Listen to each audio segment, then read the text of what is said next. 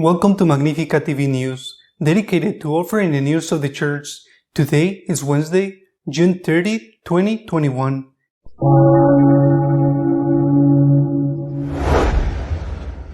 The Vatican has had asked Italy, through diplomatic means, to modify the law that implements gender ideology as contrary to the Concordant.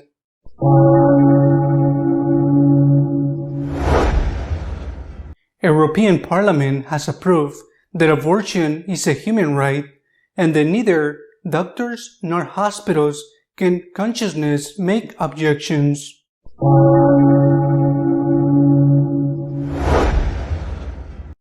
Bishop Rhoades, the president of the commission that will draft the document on the conditions for communion, recalled that aiming is the cure, not to punish.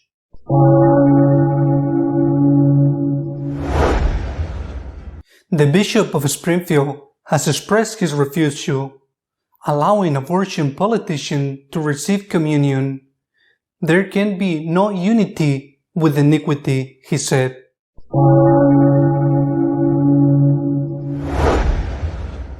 The Holy See has officially asked Italy to modify the gender ideology law because it will violate the concordance between the two countries. The Vatican has formally asked the Italian government to modify the bill against homophobia and transphobia currently under examination in the Senate, because it considers that in some of its passages it could violate the Concordat. The request, formulated in a note verbal presented by the Secretary for Relations with States, Paul Richard Gallagher, is unprecedented in the history of relations between Italy and the Vatican, which has never before intervened in the approval of an Italian law. The points that are requested to be modified refer to the freedom of organization, of public exercise of worship, of the exercise of the magisterium, and of the episcopal ministry, and to guarantee to Catholics and their associations and organizations the full freedom of assembly and manifestation of thought by word, writing, and any other means of diffusion. If the law is passed, Catholic schools would have to teach gender ideology. Moreover, if any priest opposes gender ideology, he will be fined and may even go to jail.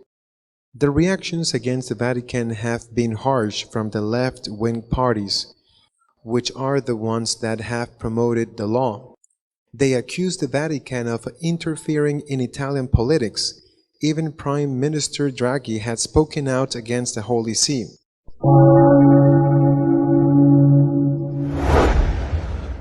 For the European Parliament, abortion has become a new human right, against which there is no possibility of consciousness objection. The European Parliament has approved the Matic Report, which declares abortion a universal human right, qualifies it as essential medical care, and calls for the elimination of conscientious objection by medical personnel and hospitals. The victory of the abortionists is further proof of the apostasy reigning in the European Union, a body that seeks to impose its totalitarian ideas on the dignity of human life and sexual morality on all the countries that are part of it, especially those that, like Poland and Hungary, want to defend values that are more in line with natural law and their Christian roots. The adoption of the report is more a matter of symbolic character and political weight than legal. The resolutions of the European Parliament have no binding legal value, but they often serve subsequently to politically legitimize the action of the member states or of the institutions that depend on it.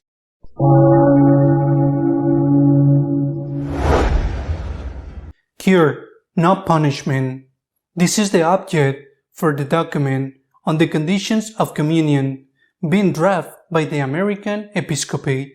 Bishop Rhoades, Bishop of Fort Wayne South Bend, and President of the Episcopal Commission for the Doctrine of the Faith of the U.S. Bishops' Conference, has made a statement on the document being prepared by the Commission.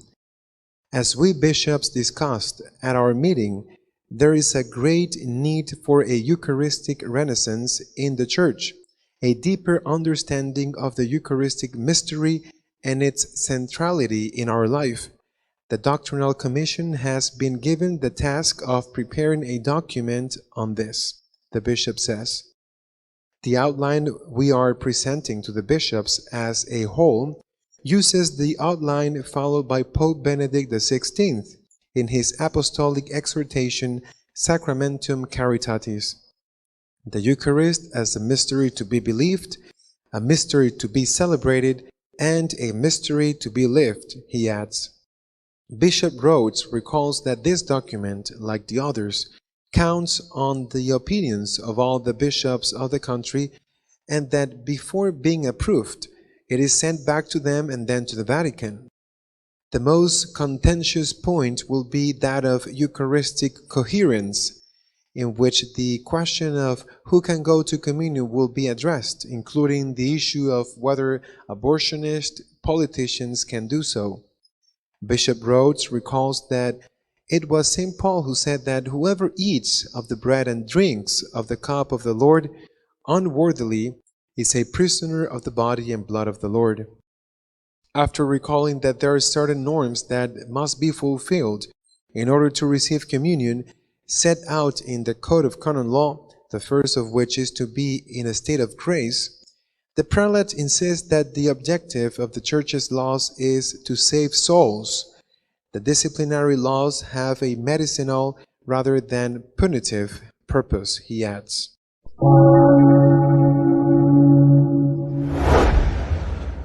There cannot be unity with iniquity, said the Bishop of Springfield, United States, rejecting the possibility of abortion politicians to receive communion. Yes, we must strive for unity, but our unity must be based on the truths of our faith found in sacred scripture and the constant tradition of the Church. No one should want to be united in the way of perdition, the Springfield bishop has stated. In a statement released on June 23, 2021, Bishop Paprocki lashed out at recent media coverage of the U.S. Conference of Catholic Bishops' vote to draft a document on the Eucharist. Among the errors pointed out in the statement were claims by several media outlets that the Vatican had warned the U.S. Catholic bishops not to approve this proposal. That is simply untrue, he said. One of the misleading arguments, according to Paprocki, was voiced by bishops and cardinals within the USCCB. These bishops and cardinals argued that to draft this document would be divisive and would damage the unity of the bishops' conference. Bishop Paprocki responded that there should be no unity with iniquity.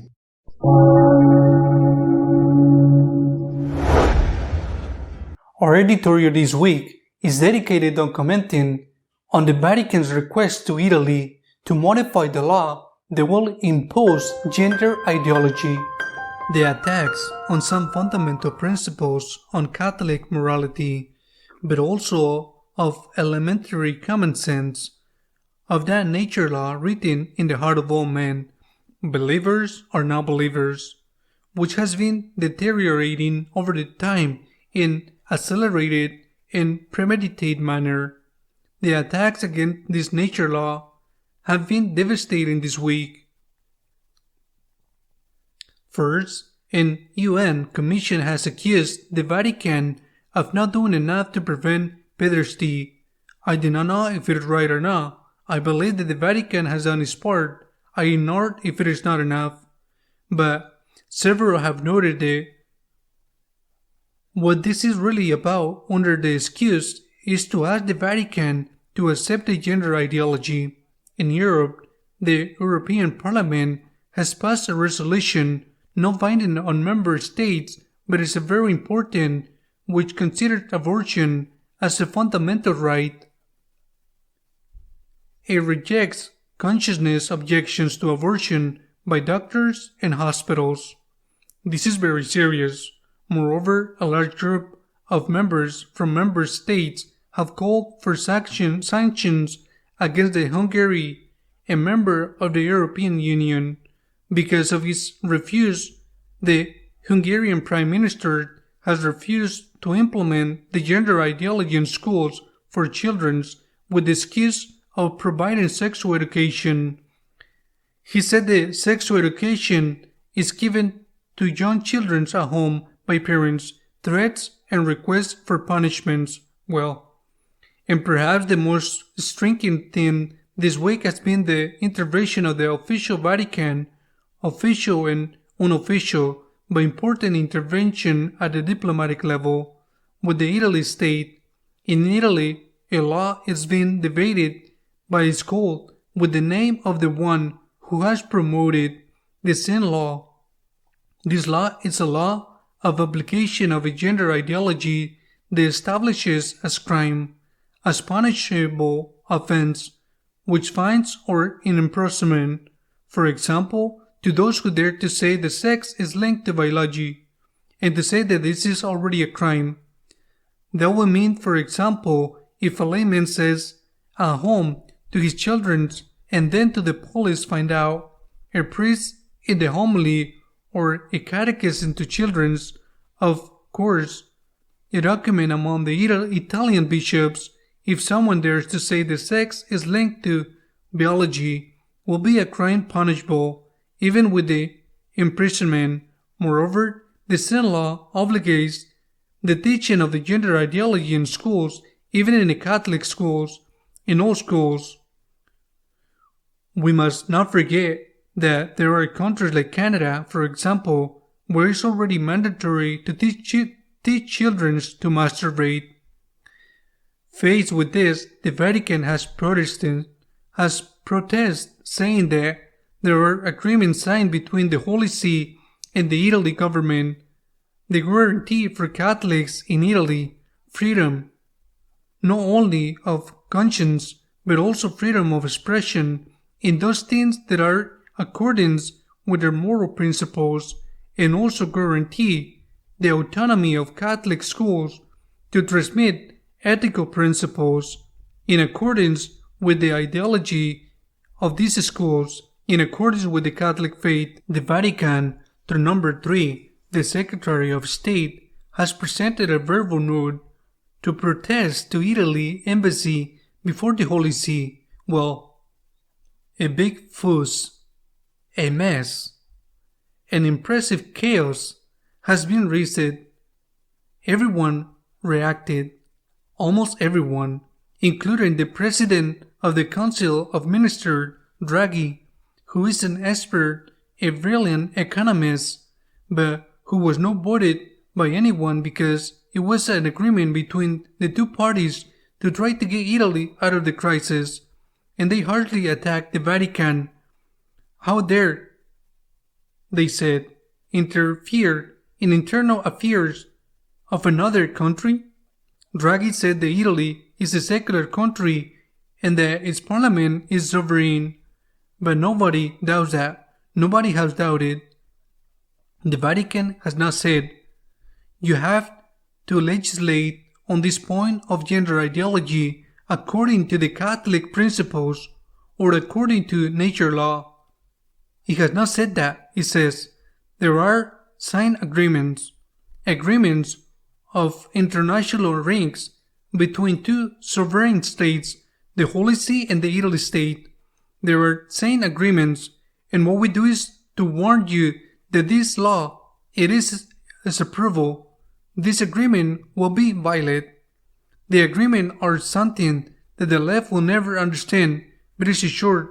It is a problem of reasoning, of judgment. Agreement can be broken. Of course they can. Italy can appeal the agreement with the Vatican. It can denounce them and repeal them. It says that these agreements are a thing of the past. We have to replace them with another, or simply with no agreements at all. Italy can do that. England has done it, for example, by breaking with the agreements it had with the European Union. A country can break an agreement it has with another country. What it cannot do is to breach them. If you want to break the agreement, break them.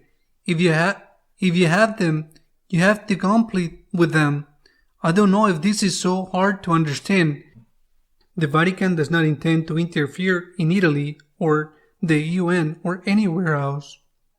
It says that in the Italy case, there are signed agreements. It is simple. There are signed agreements. They have to be fulfilled or have to be broken. But if they are not broken, they have to be fulfilled.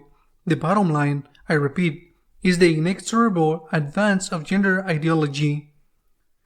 The Vatican has done very well in raising its voice. It has done very well, although the world has fallen on it, but the Vatican has done very well. Of course, it is unthinkable to believe that the Secretary of State has raised a note of protest to the Italian state, knowing what was going to happen, the mess that was being made, and that this has been done behind the postback. Anyone who thinks that doesn't know how the government works, nor the Vatican. The Pope was not only aware of his only supported, otherwise the Secretary of State would never have taken a step. Of course, he had to support and even the request of the Italian bishops themselves. I repeat, the problem is inexorable, advance in gender ideology. Every day we are seeing how it advances step by step, and the Church, the last stronghold left to freedom, is the last frontier. Just as the martyrs created, achieved, conquered freedom of conscience, freedom of worship, and even freedom of expression with their lives, and not surrendering to the tyranny who forced them to worship a God they did not believe in. So today the Church is almost alone, the last defender of that freedom. The Church is made up of sinful men. I certainly belong to the Church, and I am a sinner. She is made up of sinners, but the Church is holy, and throughout her history, she has defended freedom, and now she is writing a heroic page in defense of freedom, not only in defense of freedom of the Catholics, but in defense of freedom of every man who has the right, for example, to make consciousness objection. If he is a doctor, regardless of whether he is a Catholic or not, and considers that abortion cannot be done because biology says that it is a human being independent of the mother, the Church, when she defends freedom, is defending the whole of the humanity. Of course, she is defending Catholics. We must applaud to be grateful for the Church is doing. I insist she is not doing it without the permission of the Holy Father. Of the contrary, the Pope is first one to promote all this. We have to thank the Church and the Pope, and we have to continue to support her very especially with our prayers, because the battle is already underway. Until next week, God willing.